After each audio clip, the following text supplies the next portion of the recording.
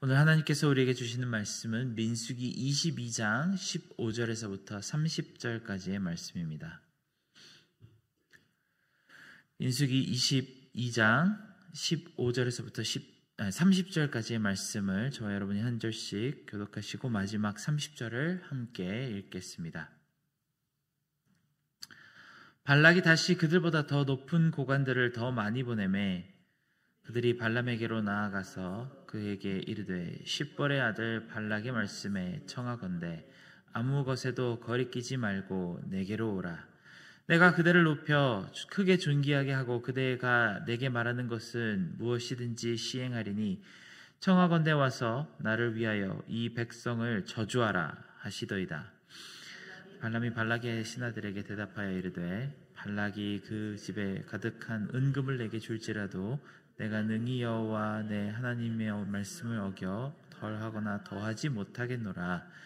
그런즉 이제 너희도 이 밤에 여기서 유숙하라. 여호와께서 내게 무슨 말씀을 더하실는지 알아보리라.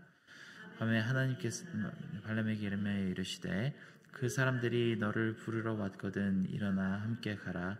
그러나 내가 내게 이르는 말만 준행할지니라. 발람이 아침에 일어나 자기 나귀의 안장을 지우고 모압 고관들과 함께 가니 그가 감으로 말미암아 하나님이 진노하심으로 여호와의 사자가 그를 막으려고 그 길에 서니라.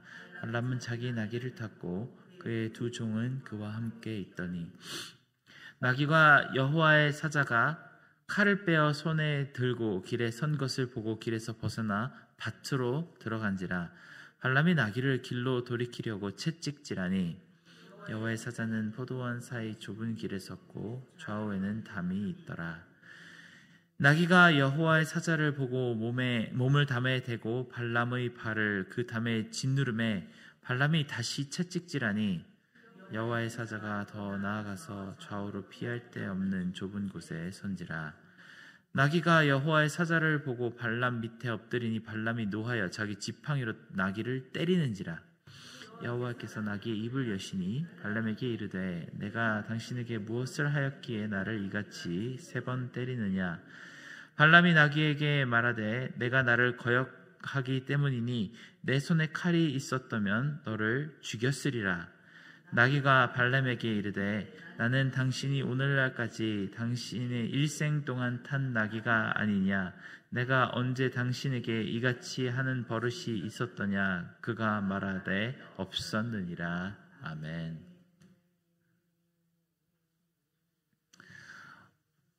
오늘 말씀에 나오는 본문은 마치 성경의 한 동화와도 같이 여겨질 만한 장면을 담고 있습니다. 우리가 한국의 전리의 동화 같은 것만 봐도 동물이 종종 말하는 장면이 등장하지 않습니까? 호랑이가 떡 하나 주면 안 잡아먹지라고 하던가, 아니면 까치나 제비 같은 날짐승들도 주인공에게 아주 중요한 정보를 말로 전하곤 합니다. 그런 이야기는 우리가 완전히 허구인 줄을 알고 있기에 그 이야기가 전하려는 메시지만 집중하곤 하죠. 그런데 오늘 말씀에서 분명 성경의 역사적인 사실을 기록하고 있는 민수기의 한 장면에 이 동화 같은 내용이 등장을 합니다. 만약 예언서나 잠언 같은 지혜문학 시가서에 나왔다면 비유로 받아들이기라도 할 텐데 실제 이런 일이 있었다고 한다니 좀 당혹스러운 마음을 감출 수가 없습니다. 성경에서 실제 이 상황 가운데 동물이 말을 하는 장면은 이 장면 말고도 한 장면이 더 있죠. 바로 뱀이 하와를 유혹하는 장면입니다. 이 에덴이라는 동산에서 왜 뱀이 하와를 말로 유혹하는 이런 잘못을 저질렀는지 정확하게 설명하는 장면이 성경에 나타나지는 않습니다만 이 인류의 역사에 정말 큰 변곡점을 나타내는 사건으로 우리에게 다가옵니다. 바로 인류가 타락해서 죄를 짓게 되는 장면이 설명됩니다. 창세기의 뱀에서나 발람의 나귀 사건에서나 동물이 말을 하는 것을 듣는 사람이 이상하게도 놀라지 않습니다. 저나 여러분 같으면 어느 날 갑자기 집을 나가려고 하는데 키우던 강아지가 문 밖으로 나가려는 우리의 바지를 이렇게 붙잡고 나가지 마세요, 주인님이라고 말을 한다면 우리는 얼마나 놀랄까요?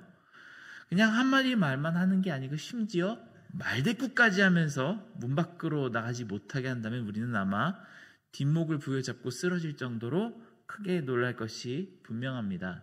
그런데 인류 역사상 두 번째로 동물이 말을 하는 것을 들은 발람은 이런 초유의 사태가 벌어졌음에도 불구하고 꿋꿋하게 자기 길을 가야겠다고 나귀를 붙들며 말싸움을 하는 장면이 담겨 있습니다.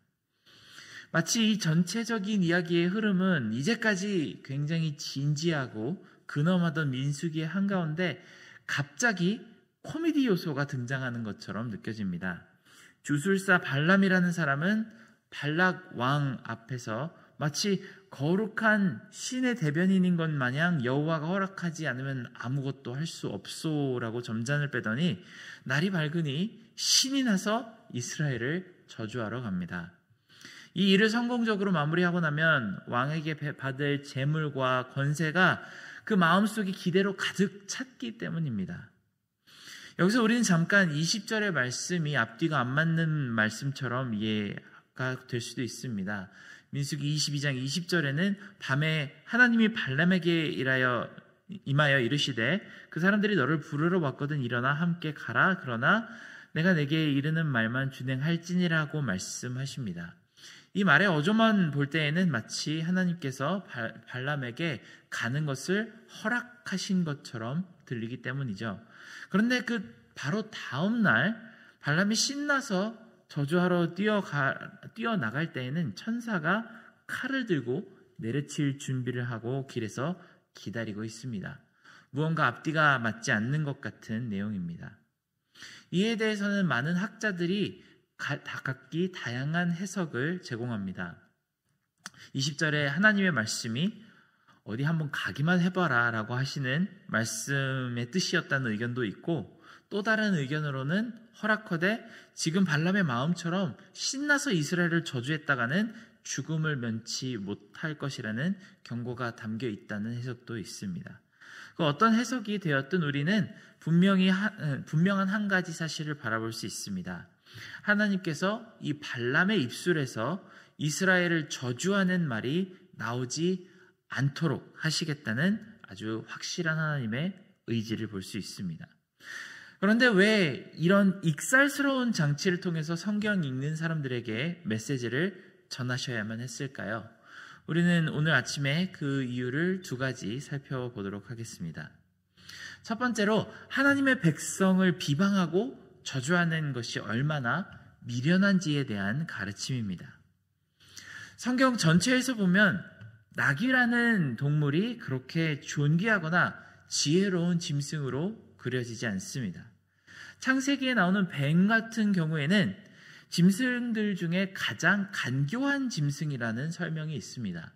하지만 나귀가 딱히 더 영적이라거나 지혜로운 짐승이라는 설명이 전혀 없습니다. 오히려 성경에서 나오는 고대 근동의 문화권에는 나귀란 동물이 하찮고 별 볼 일 없는 짐승으로 묘사되는 장면이 많습니다. 성경에서 누군가가 나는 너에게 아무 해를 입힌 적이 없는데 왜 나를 괴롭히느냐라고 물어볼 때 비유로 너희 나귀 한 마리도 빼앗은 적이 없거늘이라고 말을 하는 장면이 더러 등장합니다. 반대로 정말 별 볼 일 없는 작은 것까지 다 뺏어가겠다고 할 때에도 나귀 새끼 한 마리까지도 다 취하였다라는 장면이 등장합니다. 우리가 잘 아는 신약 성경에서도 나귀는 가장 별 볼 일 없는 짐승의 대표격으로 등장합니다. 바로 예수님께서 겸손의 왕으로서 나귀 새끼를 타고 예루살렘 성 안으로 들어가셨다고 합니다. 이런 배경 때문인지 영어 문화권에서는 미련하고 고집이 세며 눈치 없는 사람들에게 비속어로 이야기할 때 마치 당나귀 같은 사람이라고 표현을 합니다. 여러 가지 관점과 문화적인 해석을 보았을 때 나귀는 전혀 지혜로운 동물에서 거리가 굉장히 멉니다. 그런데 심지어 그런 볼품없고 미련한 동물의 눈에 볼 때에도 발람이 가는 길은 죽으러 가는 길입니다. 감히 하나님의 백성을 저주하고 이 발락 왕의 칼에 몰살당하리라고 말하는 것은 이 눈앞에 보이는 천사에게 칼을 맞아 죽는 것보다도 못한 일이라고 보고 있습니다. 성경은 이것을 여러 가지 다른 방식으로 표현을 할 수 있었는데 이 이야기는 마치 우리에게 이런 메시지를 전하고 있는 것 같습니다. 미련한 짐승 나귀도 아는 것을 발람은 몰랐다는 것처럼 말입니다. 나귀가 입을 열어서 발람에게 하는 말의 내용을 들어보면 이런 뜻을 전하고 있는 듯합니다. 내가 당신을 살리려고 이렇게 하는 것입니다. 이 미련한 주인님아.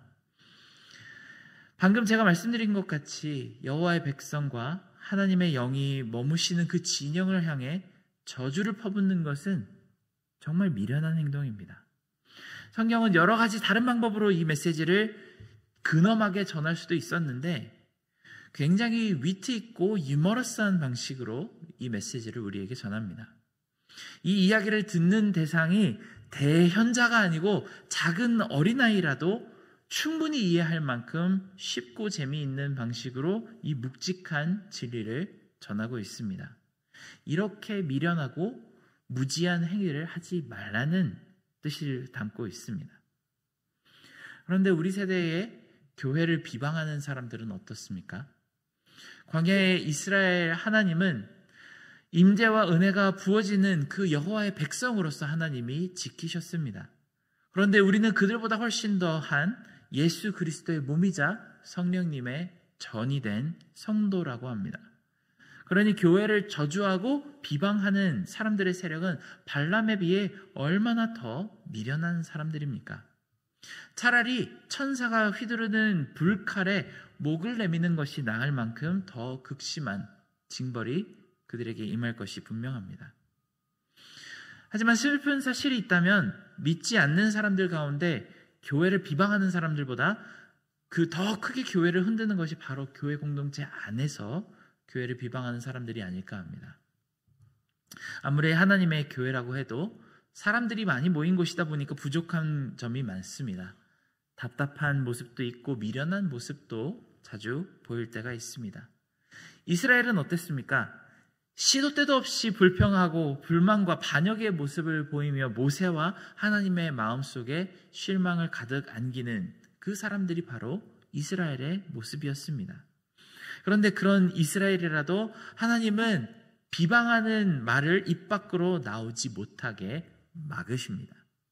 그러니 아무리 부족하고 못나고 불완전한 교회라고 하더라도 비방하는 입술에 대해서는 반드시 하나님의 보응이 있을 것이 분명합니다. 우리는 이 사실을 진지하게 바라보고 스스로를 주의해야만 합니다. 우리 세대에는 발람과 같은 사람이 참 많습니다. 크고 유명한 교회나 아니면 힘있게 사역하시는 목사님들을 비방하고 프레임을 씌워서 넘어뜨리는 것이 큰 돈이나 아니면 유명세를 타게 되는 길이 된다는 것을 잘 아는 사람들이 많이 있습니다. 우리 뉴욕 장로교회도 한동안 그런 피해를 입어본 적이 있죠. 그들은 하나님의 백성이 교회가 어려움을 겪는 것을 보고 웃고 떠들며 사람들의 관심을 끌었습니다. 그런 행동의 본질에는 금전적인 보상에 대한 기대가 있기 때문입니다. 21세기의 발람은 훨씬 더 목소리가 크고 더욱 미련하며 더 파괴적입니다. 그리고 이런 사람들은 반드시 하나님의 때에 분명 그 값을 치루어야 할 것입니다. 두 번째로 하나님이 얼마나 부지런히 언약을 지키시는 분이신지를 이 말씀을 통해 알게 되기를 원합니다. 이스라엘 진영 안에 모든 사람들 안에 온갖 죄악과 반역이 끊임없이 이루어지고 있었습니다. 목이 마르다고 불평하고 식사가 마음에 안 든다고 불평하고 길이 불편하다고 투덜댑니다. 그들은 금송아지를 세우며 그것이 여호와라고 불렀고 이집트로 되돌아가자고 소리를 질렀습니다. 그럼 못난 백성들이 눈길이 닿지 않은 그곳에서 하나님은 이들을 저주하는 목소리가 들리지 않게 하시고 오직 축복만 받게 하시기 위해서 나귀의 입까지 여셔서 일을 하십니다. 마치 아브라함에게 너를 저주하는 자를 저주하고 축복하는 자를 축복하겠다고 하신 그 말씀을 지키기 위해 하나님은 이 언약을 성취하시기 위해 항상 일하십니다. 사랑하는 여러분, 우리는 우리의 입술을 정하게 해야겠습니다. 이 입에서 하나님의 백성들을 향한 저주와 비난이 나오지 않도록 주의하고 하나님을 배반하지 않도록 이 입술을 다스려야만 하겠습니다. 입으로 짓는 죄가 얼마나 미련한지 나귀가 말하는 것보다 더 무지한 말을 내뱉는다는 사실을 오늘 말씀을 통해 바라봐야만 하겠습니다. 이제 하나님께서 주신 이 도구, 우리의 입으로 하나님을 찬양하고 성도를 축복하는 데 사용합시다. 에베소서 4장 29절에서 바울은 이렇게 권고합니다. 무릇 더러운 말은 너희 입 밖에도 내지 말고 오직 덕을 세우는 데 소용되는 대로 선한 말을 하여 듣는 자들에게 은혜를 끼치게 하라. 함께 기도하겠습니다. 사랑하는 하나님, 우리의 입술을 주장하여 주시옵소서. 우리가 이 입술로 하나님의 백성들을 저주하는데 그리고 비방하는데 사용하는 것이 아니라 정말 하나님께서 우리 마음속에 주신 그 은혜를 찬양하고 그 찬양 소리를 듣는 모든 사람들이 정말 마음속에 충만한 하나님의 영광을 알게 되는 그 빛을 비출 수 있는 그런 도구로 사용하여 주시옵기를 간절히 원하옵나이다. 우리 가운데 함께 역사하시는 하나님께서 오늘 하루도 우리의 언어와 입술을 주장하여 주시기를 간절히 구하오며 예수 그리스도의 이름으로 기도드렸습니다. 아멘.